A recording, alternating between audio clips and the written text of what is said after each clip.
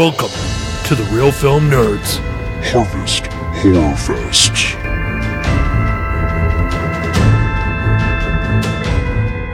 Welcome everyone to another episode on the Real Film Nerds, but this one's a special episode because we're starting our second annual Harvest Horror Fest, and we're going to review a movie that is a lot of fun. And Matt, do you want to just give us the rundown, or well, actually, let me introduce myself. My name is Mysterious Mike, and with me is my co-host. What is it, Matt? What is your title? It's Alcoholic? Yeah, okay. So Alcoholic Matt. And yeah. So Matt, do you want to talk a little bit about this movie? Or, I really like the tagline of this movie, so I'm just going to read that real quick. Well, but Mike, I have a question, Mike. Okay. What is the Harvest Horror Fest? Oh, yes. And why do we do this in the month of October every year?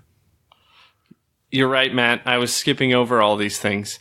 So, the Harvest Horror Fest is a time to celebrate all the terrible horror movies that I've watched in my life that I, some reason, love. And I really like talking about horror movies, and I go see pretty much every horror movie that comes out. I don't know. I love the genre. And, yeah. So basically, the month of October is a reason for you to torture me by making me watch horrible, awful horror movies that you've already seen in celebration of my birthday. Yes. Although last year's, you made me watch that terrible one. That cuts it down. The Walrus, or no? Oh, what was it? Tusk. Tusk. God, oh it's my so bad. gosh, dude! Tusk was terrible. So I feel like you got your revenge. I got one of my revenges, so. yeah. And this year, I'm screwed up, man. This year, I screwed up. I asked you to pick all the movies, so we'll see how that goes. So this year, yeah, maybe you'll sneak one in. But so far, we're going to talk about a movie here in a second. But I was going to read the tagline. I also wanted to say that this is episode number 137. There we go. I was just going to ask you what episode number we're at. All right. So, Matt, am I all caught up? I don't normally do the intro, so I was a little You're a little flustered? Off. Yeah, a little flustered. It's all good, man. I know, it's hard. It's hard being the captain of this ship. Next thing, you're going to have to edit the episode, too. Yeah, that's the next thing. And run the website. And learn how to tweet. Oh, man. I would dread tweeting. Well, because we already know you're a master of the snap dick. Yeah, yes. Big ones, thick ones, juicy ones. Some as big as your head. I need to stop interrupting you. Okay, Mike, go ahead, dude. What, for episode 137 of the Real Film Nerds podcast, what are we talking about? Give us the tagline. Come on, man. All right, so we are going to be talking about the movie that has the tagline, "In Space, No One Can Hear You Scream." And, of course, this is the movie Alien from 1979. And Matt is going to give us the entire rundown, but we're just excited to review this because it's its 40th year anniversary. So I thought we should watch it in honor of that. Dude, it seriously is like one of the best taglines of a movie, let alone a sci-fi movie, let alone a sci-fi horror movie. It's just perfect. Absolutely perfect. Yeah, no, it's great. All right, so Mike, let's do it. I will give you the rundown. Let's see how good I am at reading IMDb, a.k.a. the Internet Movie Database, the unofficial sponsor of the Real Film Nerds podcast. One of these days, they'll give us money. Nah, they probably won't, because I think everybody uses IMDb.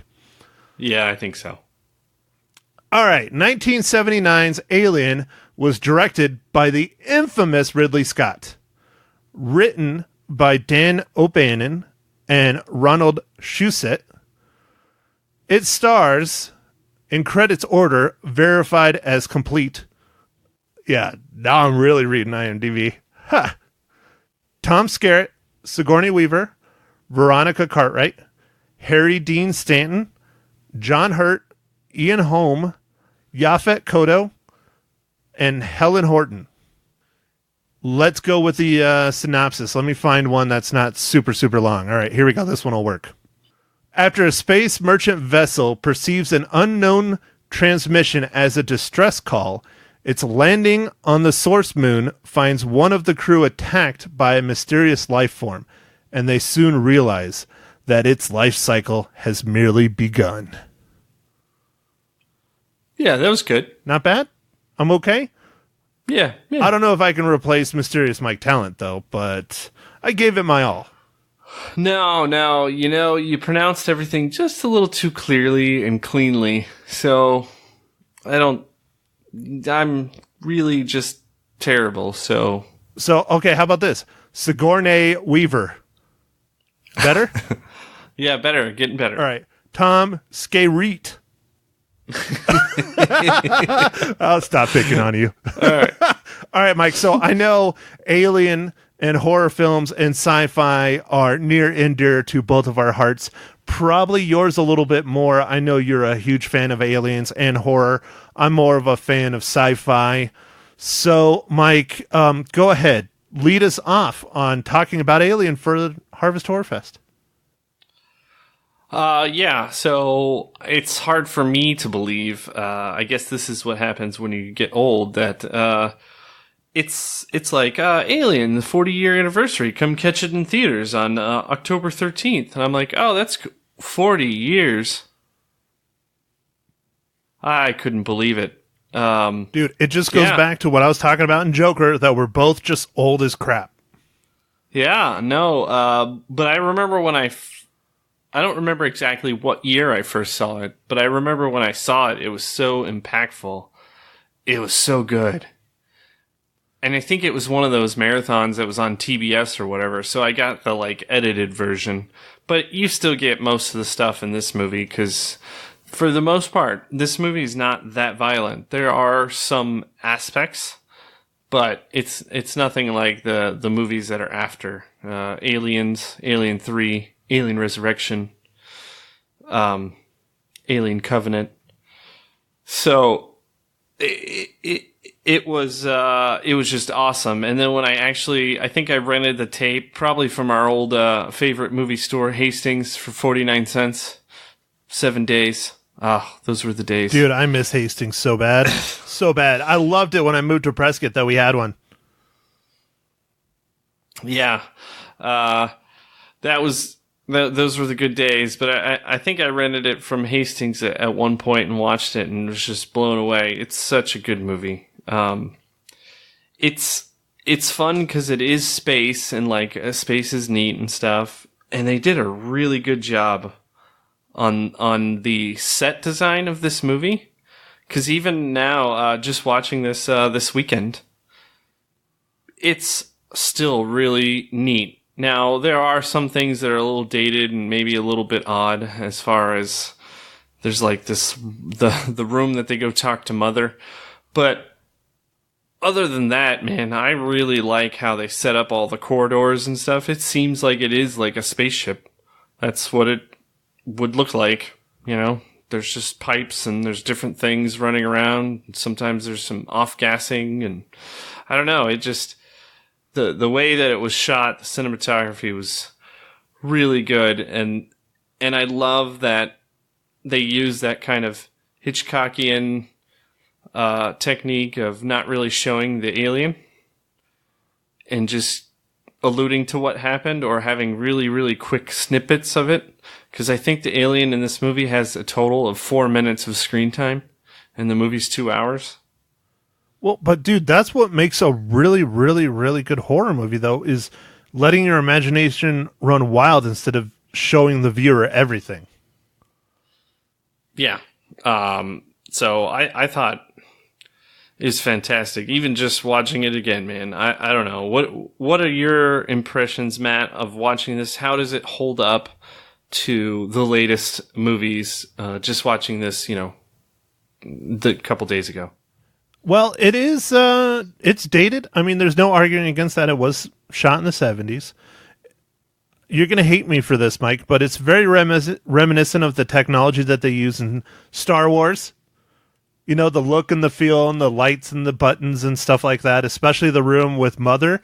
The room with Mother kind of reminds me, now you might chastise me for this, but it kind of reminds me of the room in The Matrix where they met, what's his name? Not the gatekeeper. The source. Okay. The source. Yeah, the source. Yeah. It kind of reminds me of that. Like they go in to work and talk with Mother and type in all that stuff and whatever, and like shuts behind you, and it's like this unique shape and everything. And yes, there's flashing LEDs everywhere and everything, but it really kind of reminded me of like going to like the source. I thought that was pretty cool, But yeah, I think it does kind of remind me of that. Overall, I mean, it's, of course, you've already alluded to it. It's shot extremely well. The creatures, the aliens, the creature work, all that stuff is really, really well done.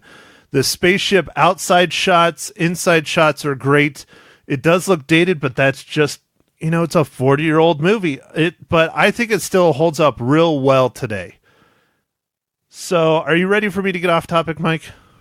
Okay, I guess a little bit. Okay. Go for it, man. So, speaking about Star Wars, I got to get this off my chest. Speaking about Star Wars. Of course. Okay. We had Triple Force Friday last week, and I usually never participate in Triple Force Friday. I'm one of those collectors that just orders everything online because I know I'm probably going to get screwed if I go to the stores. I learned my lesson. I got screwed.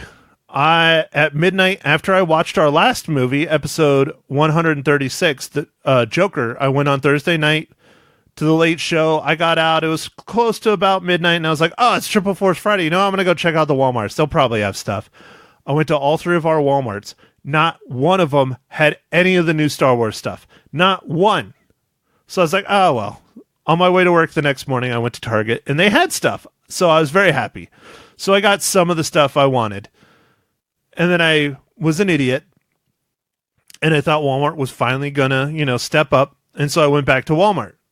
I went to the one next to my house. Nope. Still completely empty. Not even the old Star Wars stuff, all right? So, again, me being the smart person I am, yesterday, after I got done with the air show, I was like, they have to have it up by now. I'll see if they have these couple ones I'm missing. I really wanted 6-inch Black Series figure of the Mandalorian. I mean, the Mandalorian dude, he looks badass. So I went to Walmart next to my house again. They still do not have anything up Star Wars related at all. The section's there. The sign that says Star Wars is there. There is nothing on the pegboards. There are no hangers even. So screw it. I am freaking done with Walmart when it comes to collecting my Star Wars stuff. I am going to Target from here on out. I am thoroughly disappointed with you, Walmart, and I even called them out on Facebook. I even freaking took a post of the empty damn shelves. If you want to see them, find me on Facebook, go take a look, and get angry like I am. Okay. Did you tweet about it? Did you tweet face them? No, I Facebooked it. I didn't tweet face. I should have tweet faced. Tweet face gets you a lot better, quicker response. But oh well. All right. Okay. So sorry. Are you feeling better? Sorry. Are you feeling better? I got the rant off my chest. I did find the Mandalorian 6-inch black at Target, so I'm happy about that. But Prescott Target, thank you very much for participating in Triple Force Friday. All the Walmarts, screw you guys. I probably should stop shopping at you, period, but you're so damn convenient because you're right next to my house. So, all right, back on to Alien and not the Star Wars aliens. Woo! All right. Rant over. So, speaking about getting stuff off your chest, Matt, in the chest bursting scene of Alien. Dude, that was one of your best transitions ever. Yeah, thanks. Oh, that was so good. So, in that scene, like, it still looks pretty good. The only part that's a little weird is after the alien gets out and he runs off. That looks a little dated as far as the effects. But knowing that this was made when it was made, everything had to be practical because they didn't have any like real good CGI stuff. Well, where did he get the top hat and start dancing is my question. That's a different movie, man. Oh, I was wondering why, what's his face didn't say, "Oh no, not again." Was that Spaceballs? Yeah, dude, and it's the same actor, and I love that he like looks up and the alien's like dancing and like singing. He's like, "Oh no, not again." I loved it. It was so funny. God, I love Spaceballs. Such a good movie. Anyways. No, that's one thing you have to applaud these older sci-fi films, or just older films in general, when they get the practical effects right and they look really good. Yes, they're a little dated because it's all practical, but I mean, gosh, dude, the alien really was a dude, and it looks phenomenal. The creature looks magnificent. They even got the double mouth coming out like really good. The Xenomorph is just wow. Yep. Yeah. It was even the robot scenes were kind of fun, like with the when the robot once the objective is found and Sigourney Weaver's character is confronting the robot guy about his mission or whatever, and then you find out that they didn't know he was a robot, and then he starts like malfunctioning and stuff. That stuff was even pretty cool, like when they like put him back together and stuff, like, and he's all broken. You know what I'm talking about, right? Yeah. And that's Ian Holm, right? Yeah. And he's and she's like sitting there like beating on his head and stuff, and he's all like pulled apart, and like I didn't realize it. Maybe it's because I watched it on, I think it was Blu-ray. I don't know. I don't remember. I watched it on a physical, media, and I noticed when he starts breaking, like he's starting to sweat, and I'm like, why is his sweat white? And I'm like, oh, I've never noticed that before. That was so neat. I didn't even realize that it was white. It was white because that was like whatever is robot juice or robot whatever juice. Robot fuel. I don't know, man. I like robot when juice. When he's all torn apart, there's like white like liquid everywhere, like robot blood, kind of. I guess I don't know. No, dude, I like robot juice better. All right, robot juice it is. Yeah. So this movie, I love the creative way because, like, I was reading some trivia about it, and everyone's like, why? To make sure that everyone in the audience wasn't like, why don't they just shoot it? They're like, oh, no, it has acid for blood. And when they showed that the acid scene, oh, that was fun. Dude, that was really, really cool. I mean, they're trying to pull it off of his head, and he... all they did was just cut one of the face hugger's legs, like just a little bit. And the acid just like literally goes through 4 floors? Yeah, I think it was at least three decks or whatever. Yeah. They like ran down. Yeah, it was crazy. Dude, it just makes it like the ultimate, defense mechanism. It really does. Yeah, I was like, yeah, no, I wouldn't be shooting or messing with anything with that either. No, sir.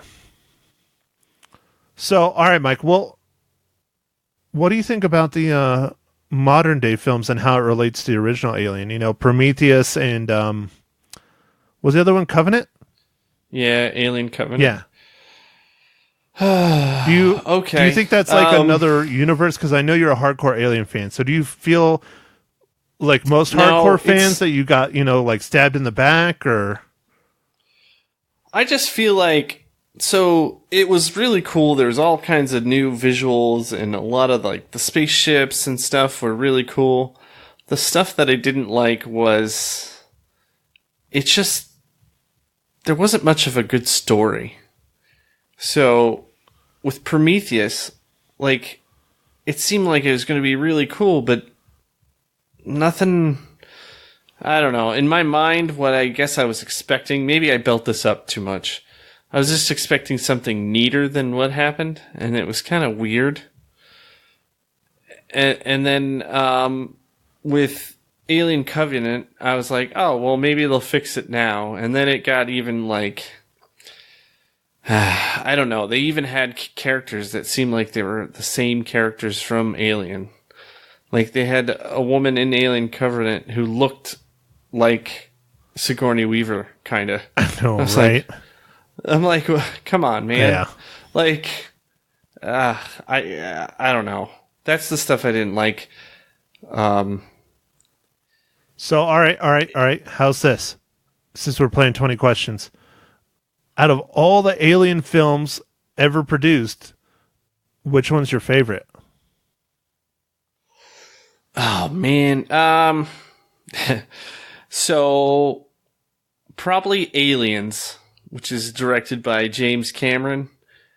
And I think I just like it because it's like a combination of space, military, and like sci-fi stuff. And there's so many more aliens. Oh, I loved like being under siege by aliens. Although extremely frightening, was such a cool like concept for a movie. Very cool. All right, Mike. Well, let's do it. I'm going to ask you another question since we're at 20 questions. Okay. You ready? This one's going to be hard. I know it's going to be hard for you, but you found it for Jaws. I know you can find it for this 70s-based movie. How does 1979's Alien relate to the Marvel Cinematic Universe?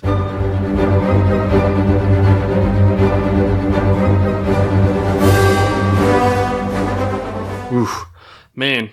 Yeah. So that's always something that we try and do, and this one was difficult, but I was successful. I was actually surprised, because I kind of got through a lot of stuff and didn't find anything. Or actually, unfortunately, a lot of people had already passed away, even before MCU started, so I'm like, oh, I can't look at their profile. Personally, I'm kind of shocked Sigourney Weaver has not been in a Marvel movie yet, even as like a side character. I'm really surprised she hasn't been in one yet. Because, I mean, she's like a nerd goddess. I mean, come on. Alien, Ghostbusters, Cabin in the Woods, just to name a few. I mean, she is nerd frickin' royalty. Yeah, Avatar, I guess. I don't know if that's so nerdy. No, but dude, yeah. that's nerdy. Yeah, it might be the biggest grossing movie ever until recently. It's still a pretty dang nerdy movie. You know, Dancing with Smurfs. Yeah. Yeah. Dancing with Smurfs, definitely. Well, so for the MCU tie-in, there was a concept artist who worked for Alien, and his name was Chris Ross.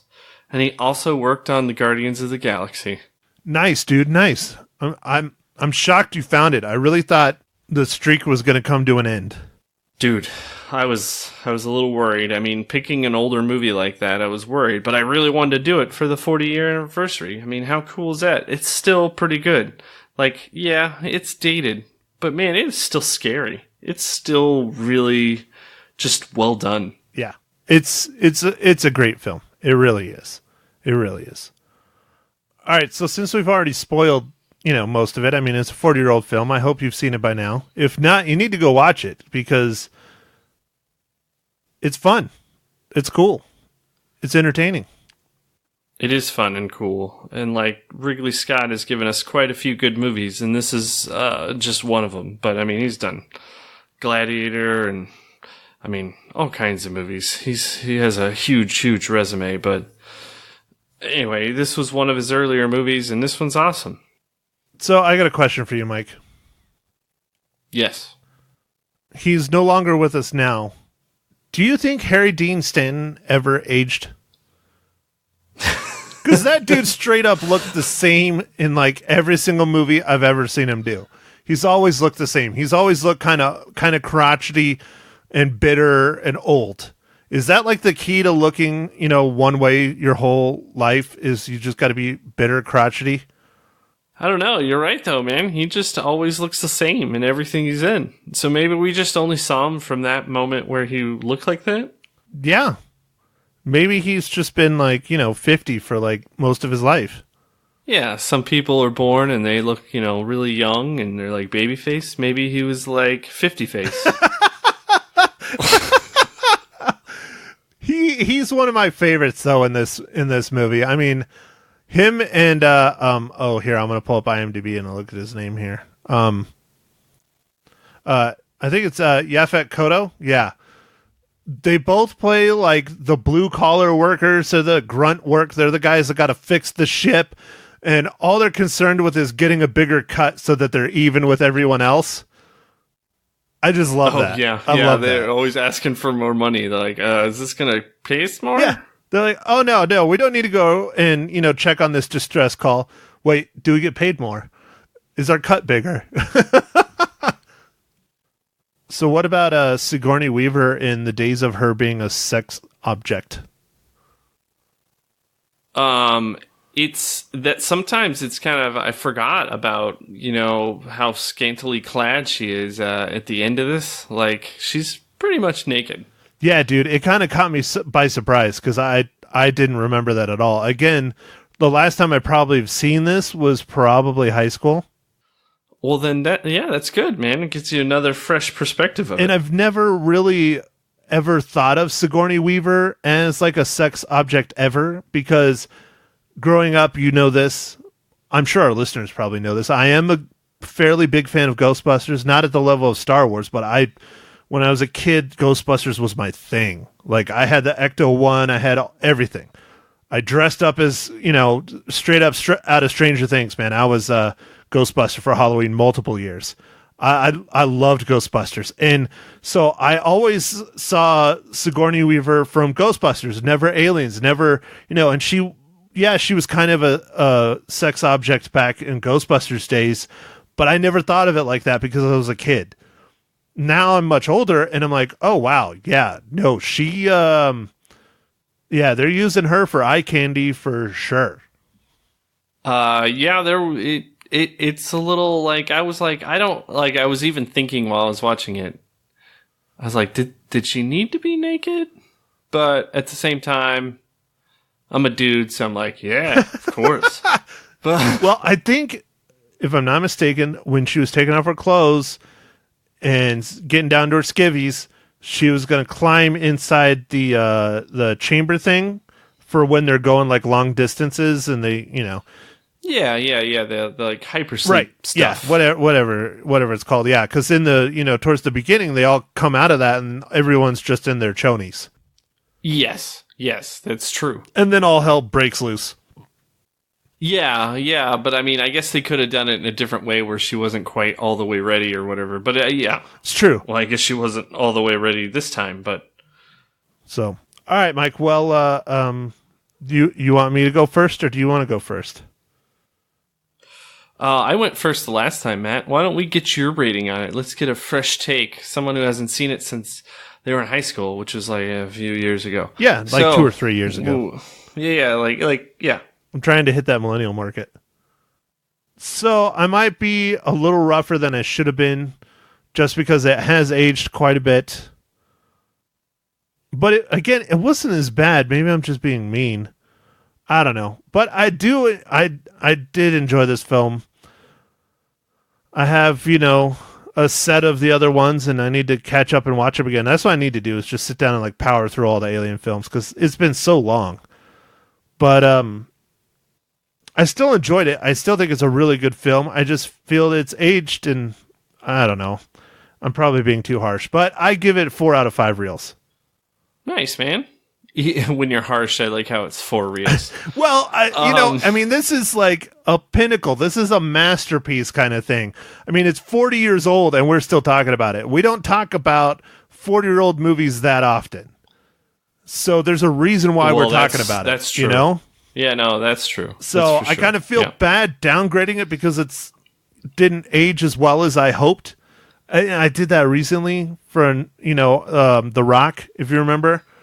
I was like, well, it didn't age as well as I remember. And again, I shouldn't be doing that. I should just be watching it as it is. But it's hard not to, especially when it's ingrained in your head when you saw it when you were much younger than you are now.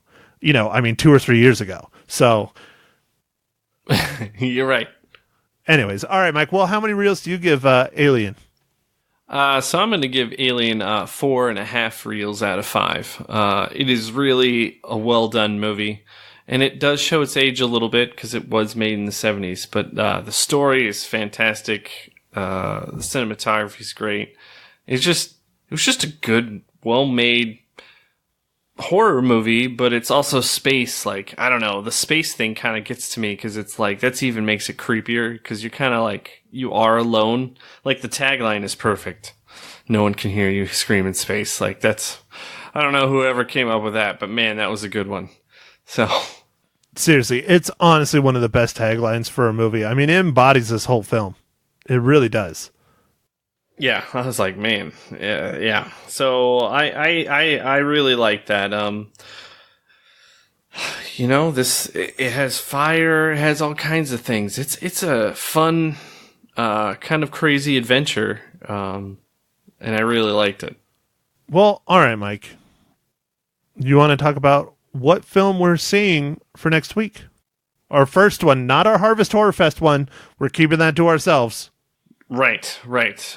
So we are planning to review for next week the latest Will Smith movie, Gemini Man, and I'm looking forward to see if it's some good Ang Lee sci-fiction or science fiction, or if it's just going to be one of the weird Ang Lee movies.